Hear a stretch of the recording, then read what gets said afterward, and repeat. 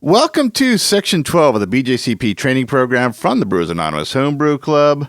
In this section, we're going to be discussing the final subject in our exam preparation guide, beer characteristics.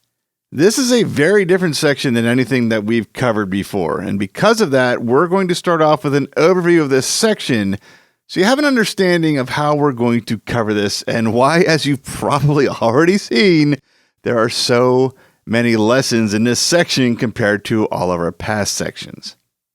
The beer characteristics we need to know are mostly off flavors and off aromas, what they are, what their descriptors are, how they're formed in beer, and what we can do to limit them when we are brewing beer. But there are two physical characteristics that the exam guide has listed that we need to know, and those are body and head retention. With those being the only physical characteristics we'll need to know, we're going to cover them together in an upcoming lesson. In fact, it's going to be the next lesson. Then we have the off flavors and aromas.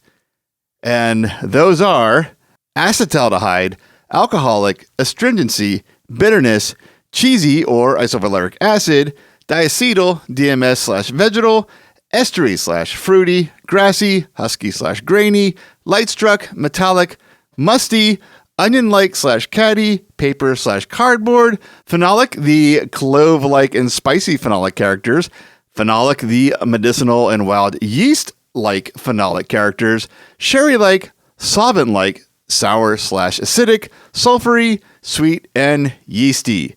That is 23 if you weren't counting along. And each of these are pretty unique. There's not really any subsets that we could group these into easily. So each one of these are going to be its own presentation in its own individual shorter lesson. Another reason for this is because each characteristic is so unique, you may need to go back and review some of these, but not all of them. And that's going to be much easier to find the singular lesson that was built around that subject than scrubbing through a very long video to find the 2 or 3 subjects that you need to review.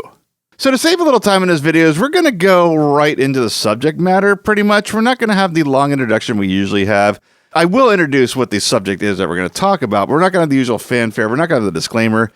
The disclaimer has been listed like well over 50 times at this point, so I think it's clear that this program is not affiliated with the BJCP or anyone else for that matter at this point.